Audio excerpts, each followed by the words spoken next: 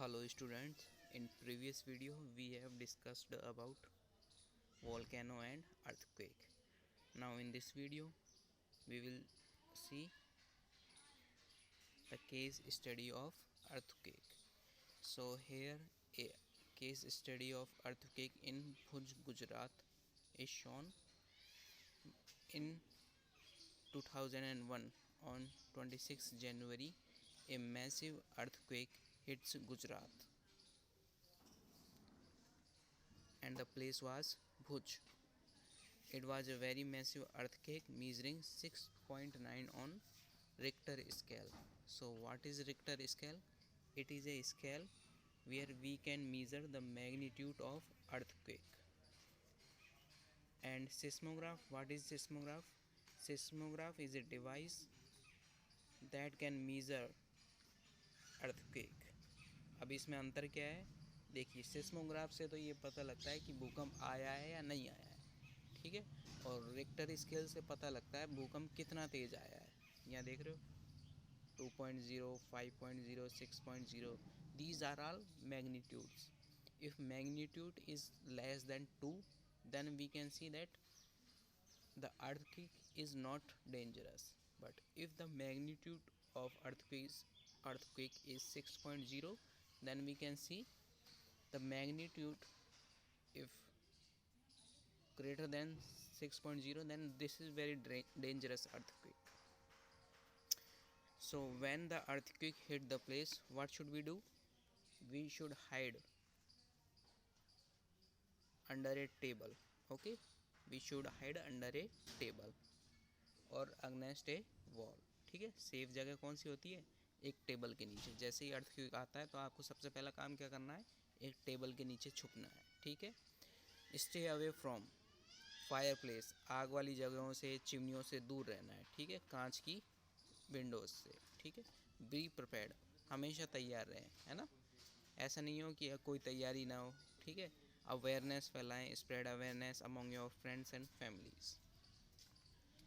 Now we will discuss about major land forms. Land form का मतलब होता है जो जगह देखते हो, है ना, पहाड़, मैदान, नदी, ये सब लैंड फॉर्म्स में आता है। तो here we can see two process, weathering and erosion.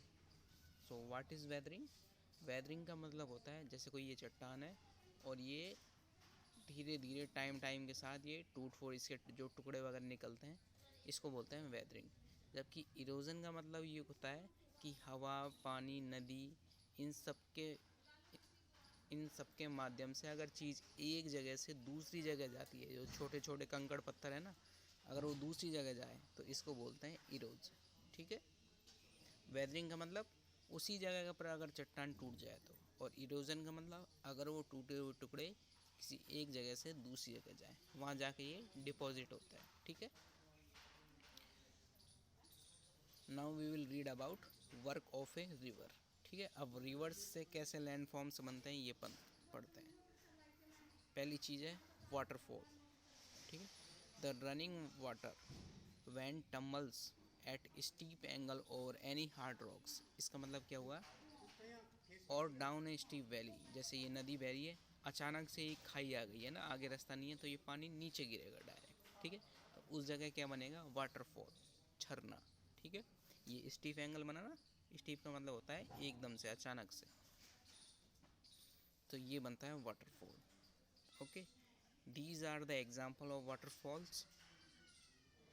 The highest waterfall is Angel waterfall, it is in Venezuela. Okay, these are other two waterfalls. You have to read this book. Now we'll discuss about the second work of river. As you can see in this picture, जैसे ये नदी आती है तो ये सांप की तरह ऐसे इस आकृति में होती है। ठीक है, इस शेप में बनाती है, तो जो ये घुमाव होते हैं, ठीक है, इनको बोलते हैं मीएंडर। ये जो लूप होते हैं इनको क्या बोलते हैं? Meander. Okay, so water meander, meander are known as large bands which are twisted and turned by the river. okay, ये जो घुमाव होता है इसको बोलते हैं meander। अब पढ़ते हैं ऑक्सबो लेक। तो जैसे जैसे ये घुमाव होता है तो टाइम के साथ क्या करता है, ये नदी एकदम सीधी चली जाती है ना, इसी रास्ते में ना घूम के एकदम ये नदी का पानी सीधा चला जाता है। तो ये हिस्सा कट के अलग हो जाता है, ठीक है। पानी तो भरा रहेगा लेकिन ये हिस्सा अब नदी से अलग हो गया, इसे बोलते हैं ऑक्सबो लेक, ठीक है। ऑक्स का मतलब होता है बैल, तो बैल का जो पैर होता है खुर, उस आकृति में होता है, देखो यहाँ दे रखा है, ठीक है। इसे बोलते हैं ऑक्सबो लेक। और next topic is flood plain. तो जहाँ जहाँ तक एक नदी की बाढ़ का पानी जाता है, जहाँ जहाँ तक क्या होता है, फर्टाइल लैंड्स बनते हैं, उपजाऊ मिट्टी होती है, तो उस जगह को बोलेंगे फ्लड प्लेन। और लीव्स क्या होती है, नदी का जो किनारा होता है जो ऊंचा वाला, ठीक है, ऊंचा वाला जो किनारा होता है उनको बोलते हैं levees. Okay, so levees are the raised banks of river. Flood plains are the plains where flood water goes and this land is very fertile. Oxbow lake और मियंडर आपको बता दिया। देखिए अब ये पढ़ेंगे delta. So what is delta? Here we will understand. So as you can see in this picture, this is our main river. Okay, तो जैसे जैसे ये समुद्र के पास जाती है, इसकी जो स्पीड होती है वो काफ़ी कम हो जाती है, तो ये अलग अलग धाराओं में बढ़ जाती है। These are called distributaries. Okay, distributaries, ठीक है। तो ये जैसे ही स्पीड कम होंगी तो ये क्या है, इनके साथ जो पानी, मिट्टी, कंकड़, पत्थर आते हैं उनकी भी स्पीड कम होगी और वो यहाँ जमा हो जाने लगते हैं, जैसे ये जमा हो रहे हैं ना ये टुकड़े, ठीक है।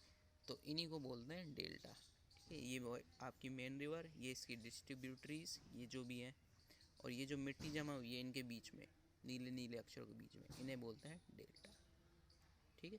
The collections of sediments, sediments का मतलब ये मिट्टी, कंकड़, पत्थर, मिट्टी, from all the mouths from A delta, ये जो है डिस्ट्रीब्यूटरीज, ये इनका माउथ है जहाँ ये सी से मिलती है, और कॉल्ड डेल्टा।